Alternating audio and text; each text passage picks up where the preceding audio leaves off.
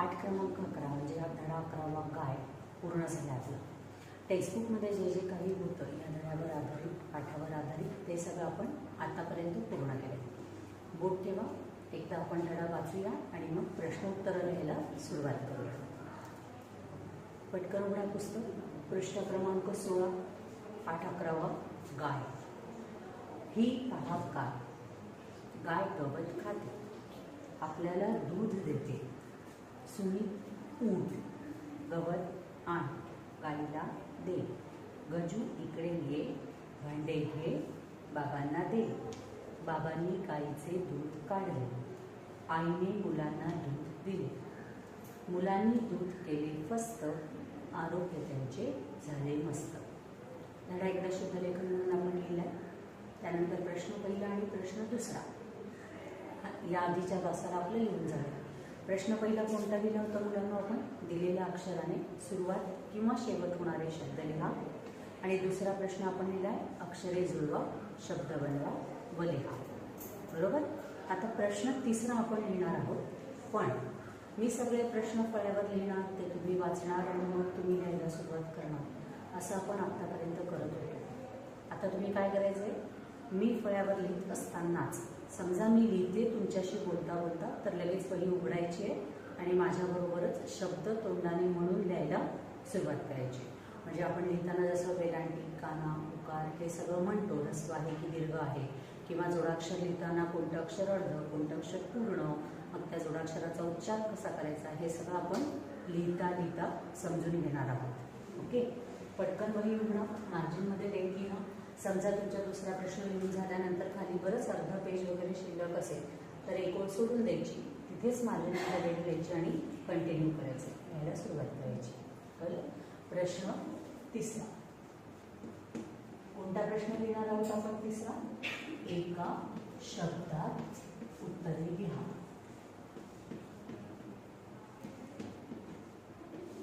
एका शब्दात अर्धा ब, त्याला पूर्ण द हा शब्द तुम्ही सेकंड स्टँडर्ड पासून लिहिताय. उत्तरे, तला त, रवर एक मात्रा, तरे, लला रस्व विलांटी, हला काना हा लिहा. एका शब्दात उत्तरे लिहा.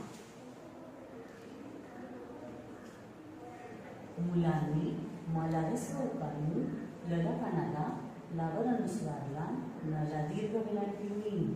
मुलांनी काय, फ अर्धा स, त्याला पूर्ण त, फस्त. मुलांनी काय फस्त केले. माहिती आपल्याला उत्तर. काय फस्त केले मुलांनी? दूध. बरोबर. बाबांनी दूध काढले आणि आईने मुलांना दिले. मुलांनी ते फस्त केले. काय फस्त केले? दूध. कसं लिहायचंय? द दरवाजाचा दला दीर्घ उकार, दूध, दूध. दुसरा प्रश्न. ग जला दीर्घ उकार, जू, नवर एक मात्रा ने. गजूने बला काना बा, बाबर अनुस्वार बान, न लाकाना ना, बाबांना.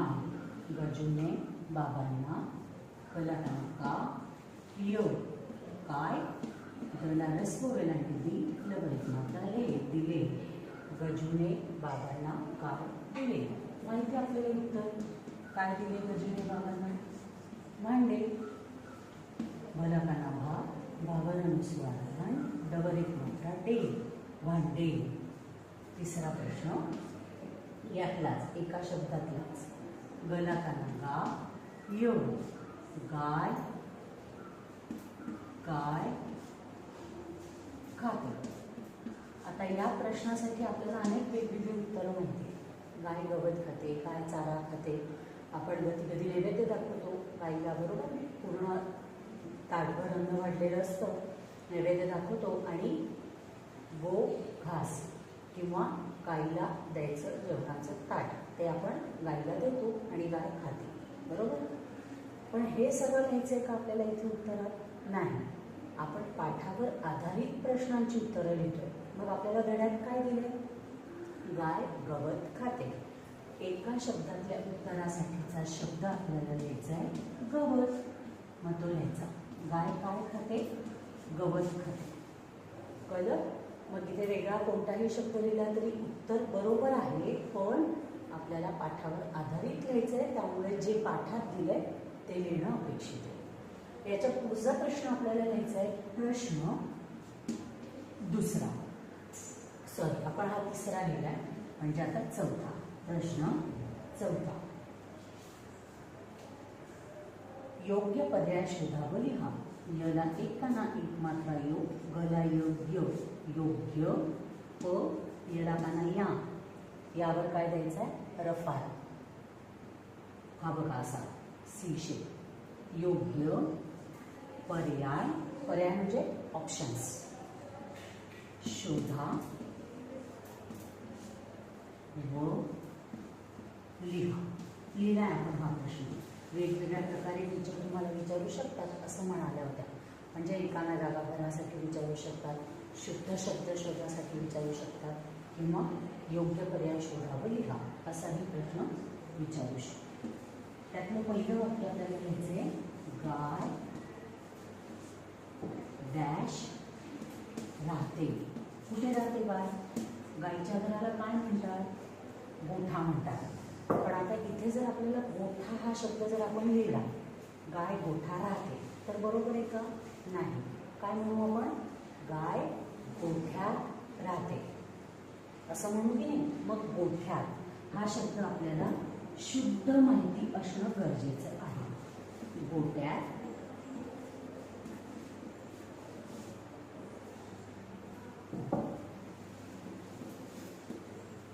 गोठ्यात बघा जोडाक्षर दिले, या जोडलाय. आणि गोठ्यात, थ थ थव्याचा. कोणता शुद्ध शब्द आहे? गोट्यात, गोठ्यात की गोठ्यात? थ. बघा काही वेळा उच्चार करताना आपण करतो उच्चार तचा, पण ऐकताना किंवा पटपट बोलत असताना आपल्याला ते ऐकायला येतं थ सारखं, बरोबर? असा उच्चार ऐकू येतो. म्हणून आपण मग काय करतो? जसं ऐकतो तसं लिहितो. मग ऐकताना जर आपण पटपट बोलणाऱ्याकडनं असं ऐकलं असेल तर असंच लिहितो. पण हा शुद्ध शब्द आहे का? नाही. कोणता शुद्ध शब्द आहे? गोठ्यात हा मधला. काय करायचं?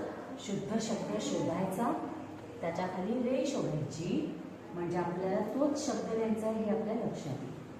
त्याच्या खाली रे शोधायची आणि मग तो रिकाम्या जागेत लिहायचा. गला एक काना एक मात्रा तो, ठला या ठ्या त, गोठ्यात, गोठ्यात. बघा दिसतोय का तुम्हाला हा शब्द? गोठ्यात. ठला या कुठे जोडायचा? या वरच्या छोट्या रेषेला, सरळ रेषेला. गोठ्यात. गाय गोठ्यात राहते. वाक्य एकदा पुन्हा वाचायचं. आता दुसरं वाक्य लिहायचं आपल्याला. आरोग्य त्यांचे, आरोग्य आरोग्य त्यांचे झाले. कसे झाले? मस्त. आरोग्य त्यांचे झाले मस्त. पण हा शब्द बरोबर लिहिता येणं अपेक्षित आहे. म्हणून पुन्हा मी इथे काही शब्द लिहिले, त्यातला शुद्ध शब्द तुम्ही शोधायचा आणि लिहायचा. मस्त,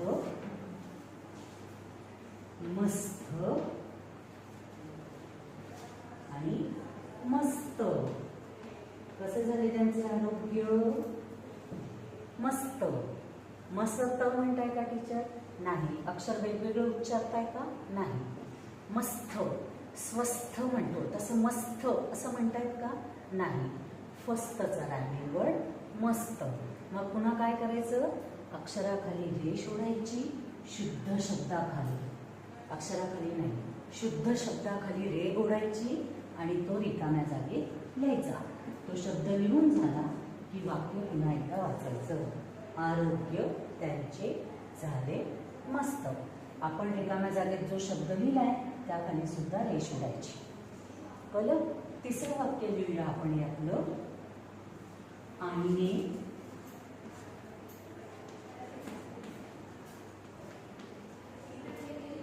आईने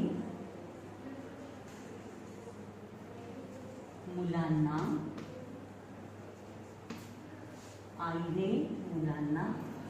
काय दिले माहिती आहे तुम्हाला. आपण असं करूया, इथे उकार आपला मावणार नाही.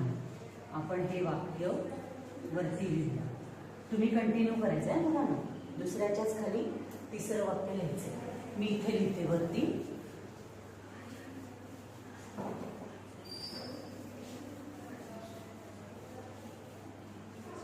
हाच प्रश्न आपण कंटिन्यू करतोय. 2 वाक्य इथे लिहिले, तिसरं वाक्य मी वर लिहिते. तुम्ही याच्याच खाली लिहायचं, कंटिन्यू करायचं. तिसरं वाक्य आपण लिहितोय, आईने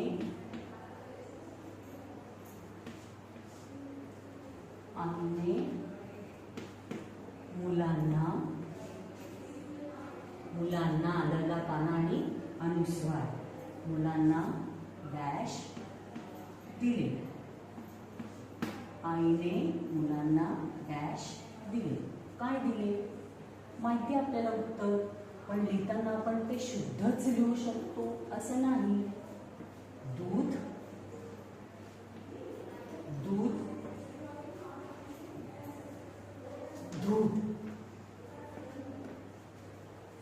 हा प्रश्न का बरं टीचरांनी तयार केला माहिती आहे का? जेव्हा तुम्हाला टीचर डिक्टेशन देतात म्हणजे श्रुतलेखन ऐका आणि लिहा, तेव्हा असे अनेक शब्द टीचरांना तुम्ही लिहिलेले वाचावे लागतात. पण जर यातले शुद्ध शब्द आपल्याला माहिती असतील तर आपण बरोबर तेच लिहू शकतो. म्हणून आईने मुलांना डॅश दिले. कोणता आहे शुद्ध शब्द यातला? दूध. तो तसाच लिहायचा आपल्याला रिकाम्या जागेत. दला दीर्घ उकार दू ध दूध शब्द लिहून झाला की त्याखाली रे बोलायची. या पुढचा प्रश्न आपण लिहिणार आहोत. प्रश्न 5वा. कोण ते लिहा. हा प्रश्न आपण आमचा वर्ग या पाठाखाली सुद्धा लिहिला आहे. आठवतोय का तुम्हाला? जिना झाडणारा, वर्ग उघडणारी, कोण ते लिहा.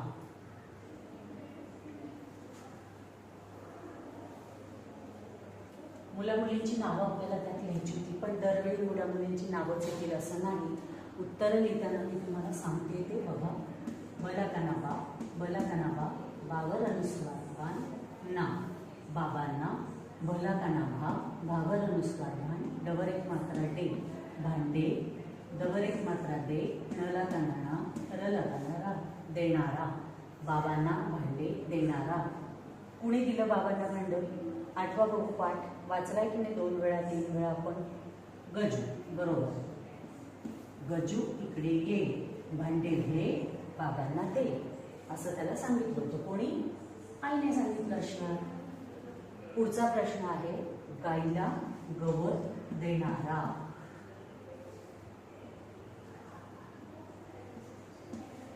गाईला गवत देणारा. कोणी दिलं गाईला गवत? सुमितने. सुमित उठ, गवत आण, गाईला दे. सुमित. रस्व वेलांटी लिहायची, रस्व उपकार द्यायचा. इकडे लक्ष द्यायचं. आता मुलांना 2 मिनिटं इकडे लक्ष द्या. Stop writing. तुमचं लिहिणं थांबवा. इथे टीचरांनी लिहिले गाईला. आपल्या पाठात हा शब्द असाच लिहिलाय, गाईला असाच लिहिलाय. पण मूळ शब्द काय आहे आपला? गाय. जेव्हा आपण त्याचे रूप बदलतो किंवा अनेक वचनी रूप लिहितो तेव्हा आपण काय लिहितो? गाई. एक गाय अनेक गाई असं लिहितो. लक्षात ठेवा, एक गाय अनेक गाई असं लिहितो. पण इथे वेलांटी आणि उकाराकडे लक्ष द्या. दोन्ही ऱ्हस्व आहे. का सांगताय टीचर पुन्हा पुन्हा? इथे सुद्धा वेलांटी लिहायची तुम्हाला. पाठात आपल्या जसं दिलेलं आहे तसं आपण लिहितो बऱ्याचदा, पण काही वेळा या शब्दांची मूळ रूपं, शुद्ध रूपं वेगळी असतात. जे आपल्या पाठ्यपुस्तकात दिले ते बरोबर आहे, पण मी सांगते त्याकडेही लक्ष द्या. गाय, गाई. इथे गाई लिहिले म्हणजे दीर्घ ई लिहिले, हे सुद्धा बरोबर आहे. एक वचनाचं अनेक वचन करताना दीर्घ वेलांटीच द्यायची, हे बरोबर आहे. शब्द असाही लिहिला जातो, असाही लिहिला जातो, दोन्ही प्रकारे लिहिला जातो. लक्षात काय ठेवायचं की मूळ शुद्ध जे आपण लिहितो ते असं लिहितो, पण आता ते असंही लिहायचंय. गायींना असं जेव्हा म्हटलं जातं तेव्हा या ईवर अनुस्वार दिला जातो आणि मग गायींना असं त्याचं रूप होतं. लक्षात ठेवा. फक्त यासाठी सांगताय टीचर की प्रश्न पडू शकतो. गाय गाई असं जेव्हा आपण म्हणतो तेव्हा य ला वेलांटी येते, मग इथे असं का लिहिलंय हे सुद्धा बरोबर आहे. एक गाय अनेक गाय. कळले तुम्हाला काय सांगितलं मी ते? लक्षात ठेवा. ही वेलांटी दिलेली असली ती अनेक वचनासाठी आहे, पण तो शब्द सुद्धा बरोबरच आहे. यातला तिसरा प्रश्न आपण आता लिहितोय. कोणते लिहा मधला? दूध फस्त करणारी. करणारी म्हटलंय. दूध दूध फस्त अर्धास त्याला त फस्त करणारी कोण? मुले. मग मुलांची नावं अपेक्षित आहे का? नाही, मुले एवढंच अपेक्षित आहे, कारण करणारी म्हटलंय. मग सुमित करणारी आहे का? नाही. गजू करणारी आहे का? नाही. ती दोन्ही मुले असं लिहिणं अपेक्षित. दूध फस्त करणारी मुले. आले लक्षात? आज आपण काय केलंय? प्रश्न तिसरा लिहिलाय, प्रश्न चौथा लिहिलाय आणि प्रश्न पाचवा लिहिलाय. एका शब्दात उत्तरे लिहा, योग्य पर्याय शोधावं लिहा आणि प्रश्न पाचवा कोण ते लिहा. काय करायचं तुम्ही आता? हे तिन्ही प्रश्न माझ्याबरोबर जेवढं लिहून झालंय ओके. जर मागे पडला असेल तर व्हिडिओ पॉज करा, पटकन कॉपी करून घ्या. प्रश्न उत्तरं 2 वेळा शब्दाच्या खाली बोट ठेवून व्यवस्थित वाचा. त्यानंतर होमवर्क काय करायचं आहे मुलांना? तुम्हाला सगळे फक्त प्रश्न कॉपी करायचे नोटबुकमध्ये. तुम्ही जे लिहिले त्यातले फक्त प्रश्न लिहून घ्यायचे आणि उत्तरं न बघता लिहायची. होमवर्क काय करायचं आहे परत एकदा सांगू. कोणते लिहा मधली ही उत्तरं लिहायची नाही, प्रश्न असाच लिहायचा. उत्तर लिहायचं नाही, प्रश्न फक्त लिहायचा. ही अंडरलाईन सुद्धा आधी करून ठेवायची नाही.